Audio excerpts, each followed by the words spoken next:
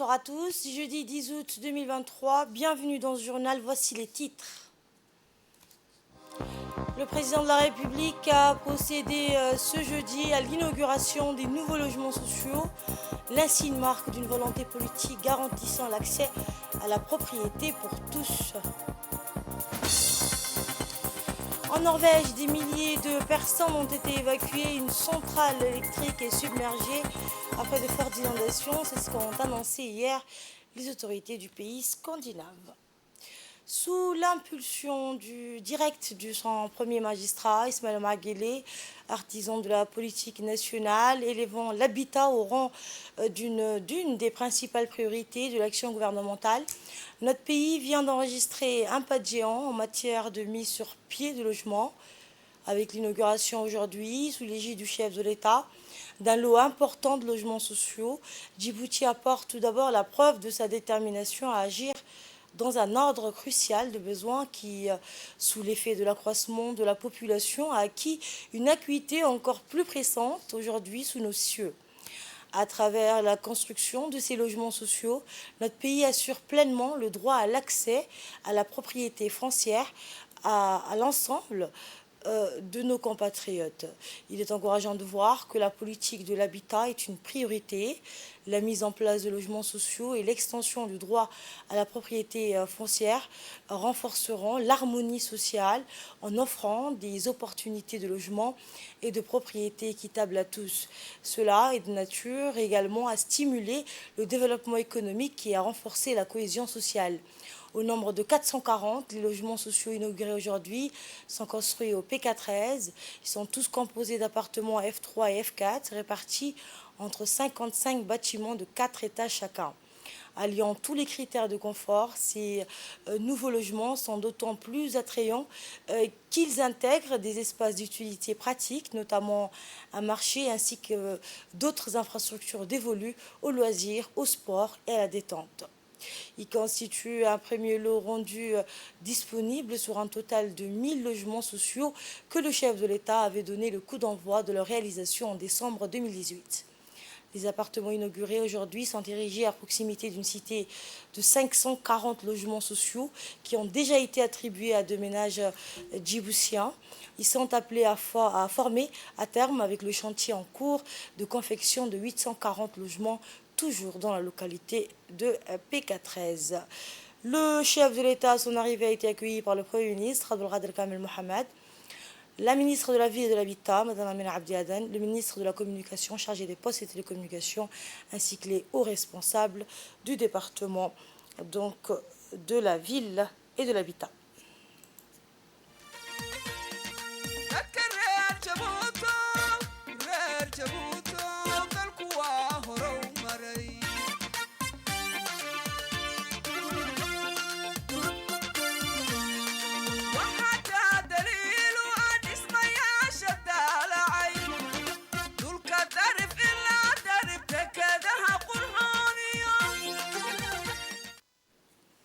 Le président de la République, accompagné de plusieurs membres du gouvernement, a par la suite effectué une visite guidée des nouveaux logements sociaux.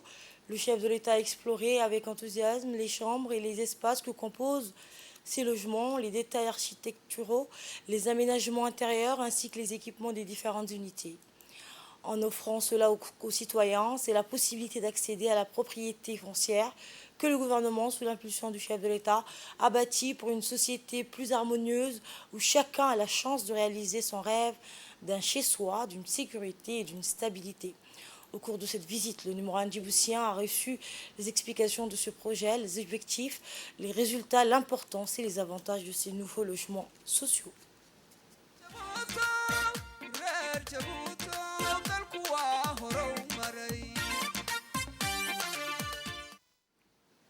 La ministre de la Ville, Mme Amina Abdi Aden, a dans son intervention déclaré que ces logements sociaux ne sont pas simplement des bâtiments, mais des symboles concrets de l'engagement du chef de l'État pour l'équité et l'accessibilité. Nous l'écoutons.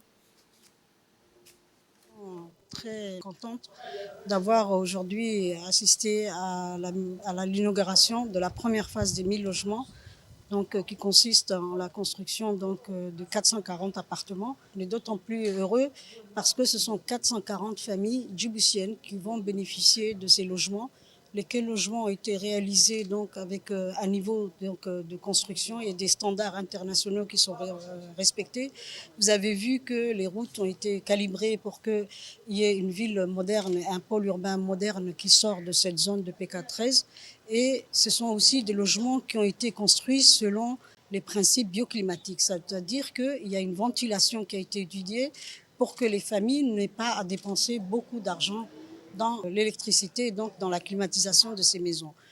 C'est un projet qui va compléter donc tout le processus de construction de logements pour les familles à revenus moyens ou revenus faibles.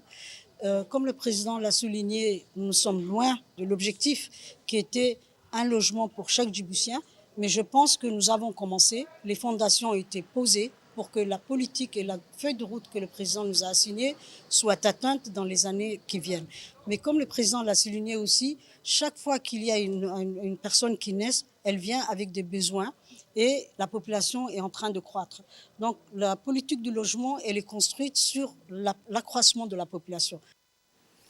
C'est dans une sagesse teintée d'optimisme que le président de la République s'est exprimé au micro de la presse en déclarant l'importance pour notre nation d'accompagner chaque individu à travers les différentes étapes de sa vie, y compris le mariage. Il a affirmé que c'est notre devoir de mettre en place tous les éléments nécessaires pour cela, qu'il s'agisse de la santé, de l'éducation ou du logement.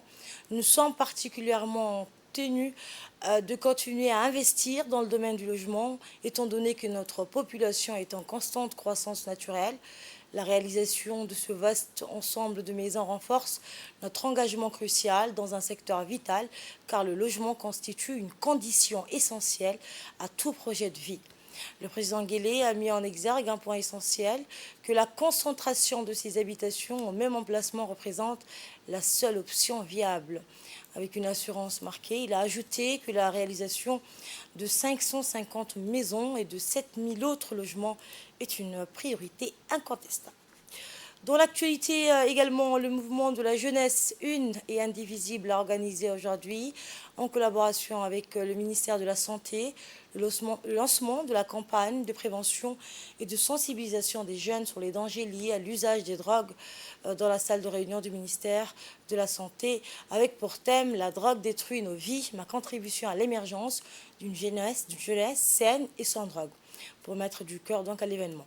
L'événement s'est déroulé en présence du président du mouvement de la jeunesse une et indivisible, Ahmed Mougola, de la vice-présidente, du deuxième vice-président chargé de la coordination, Mohamed Ali, ainsi que des représentants des ministres de la Santé et de l'Intérieur. Objectif, prévenir et de sensibiliser les jeunes aux dangers et aux risques liés à la consommation de drogue afin de promouvoir une jeunesse saine et sans drogue. La journée a été également marquée par des témoignages et des échanges interactifs.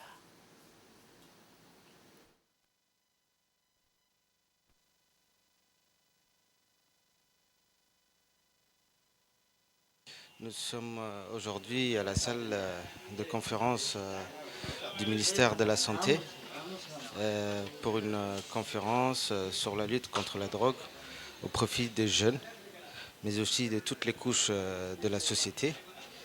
La lutte contre la drogue qui, comme vous le savez, est une des priorités, pour ne pas dire la priorité du mouvement de la jeunesse unie et indivisible, parce que si on n'a pas la santé, on ne peut rien faire d'autre.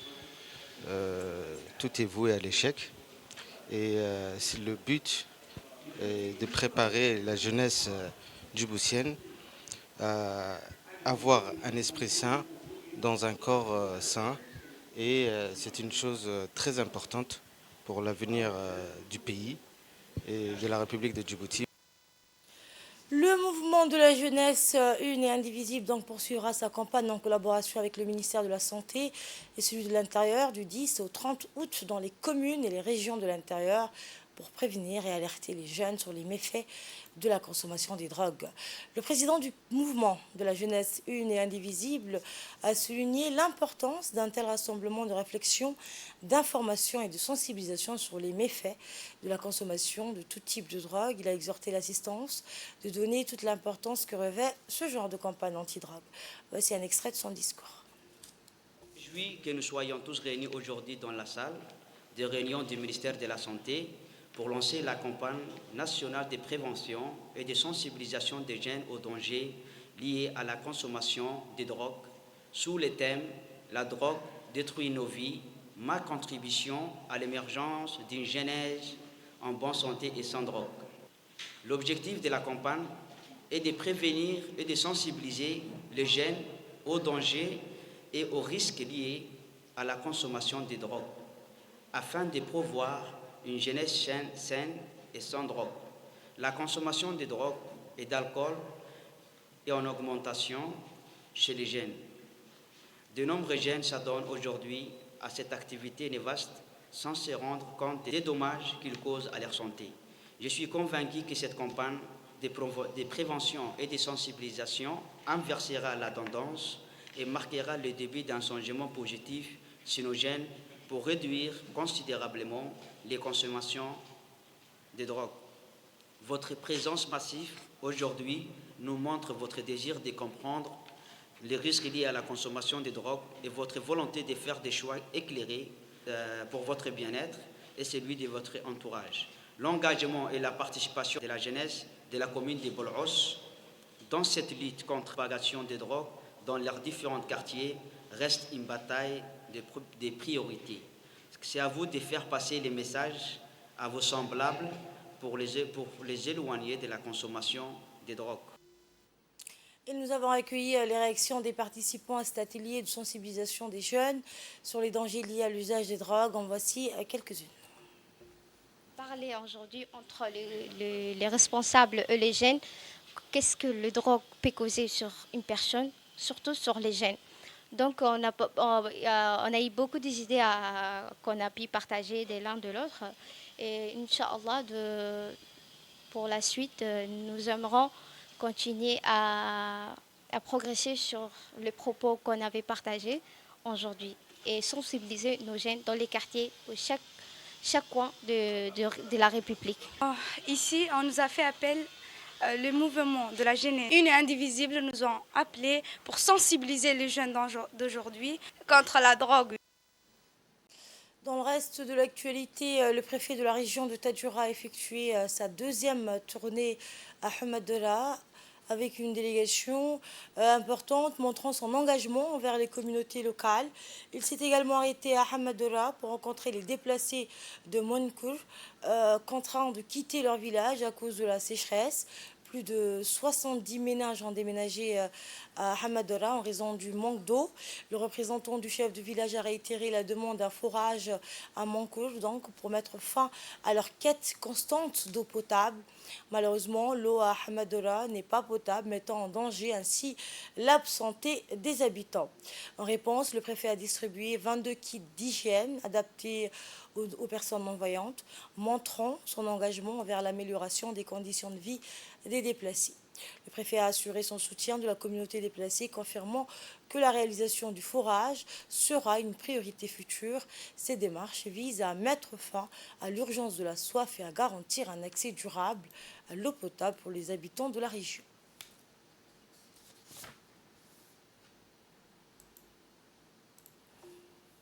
Avis de recherche pour clore l'actualité nationale.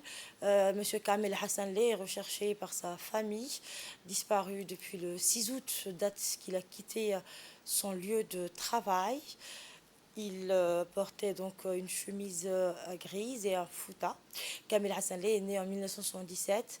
Prière de contacter sa famille au numéro 77 86 16 44 ou le commissariat de la police sur le 21 35 27 61. Dans l'actualité régionale, à présent, le président de la République fédérale de Somalie, Hassan Sheikh Mohamoud, s'est rendu à Dosamareb, la capitale de l'État de Galmudug, où il mènera la lutte pour débarrasser les régions centrales de la Somalie des milices Al-Shabaab. Le président somalien annonce vouloir mener une guerre totale contre les Shabaab, qui mènent une insurrection depuis 2007 contre le gouvernement fédéral somalien. Eh bien, ce déplacement survient alors que les forces du gouvernement maintiennent leurs attaques contre le groupe terroriste Shabab depuis que le président Mahmoud a déclaré une guerre totale contre les terroristes en 2022. Le président somalien a également promis que les opérations militaires visant à déloger les Shabab de leurs bastions seront intensifiées. 41 personnes ont trouvé la mort dans un nouveau naufrage au large de l'île italienne de Lampedusa. Seuls 15 des migrants qui voyageaient dans une embarcation métallique précaire portaient des gilets de sauvetage, mais ils se sont noyés malgré tout, selon les survivants dans le récit au personnel de l'OIM qui travaille régulièrement sur l'île, le territoire italien le plus proche de l'Afrique. Selon les derniers chiffres du ministère italien de l'Intérieur, 92 migrants ont débarqué sur les côtes italiennes, donc depuis le début de l'année. En Norvège, je vous le disais en titre, des milliers de personnes ont été évacuées et une centrale électrique est submergée après de fortes inondations. C'est ce qu'ont annoncé hier les autorités du pays scandinave. 7 hélicoptères ont été déployés pour contribuer à l'évacuation des habitants. Et la centrale hydroélectrique de Braskeredfoss, située sur les rives du fleuve Glomma, le plus long du pays, a été inondée à la suite d'un échec de l'ouverture de ses vannes. Les crues ont ensuite inondé l'installation, la rendant inopérationnelle et générant des dégâts matériels. À la une également, le président brésilien a appelé hier les pays riches à contribuer financièrement aux efforts pour freiner la déforestation. Le président brésilien Lula s'est exprimé à l'issue d'un sommet des pays amazoniens qui a débouché sur peu d'annonces concrètes. Les débats qui ont débuté mardi ont rassemblé pour la première fois en 14 ans des représentants des 8 pays membres du traité de coopération amazonienne, les 8 pays qui ont signé la déclaration de Belém prévoyant la création d'une alliance contre la déforestation, mais sans fixer d'objectifs concrets. Et enfin, cet incendie en Alsace, 11 corps ont été découverts dans les décombres de l'incendie du gîte pour handicapés près de Colmar, selon une source proche de l'enquête. Le bâtiment est une ancienne grange rénovée en gîte de 500 mètres carrés au sol, avec 2 étages et des combles, selon les pompiers qui ont précisé que l'incendie a pris au rez-de-chaussée. Le toit détruit par les flammes et au premier étage.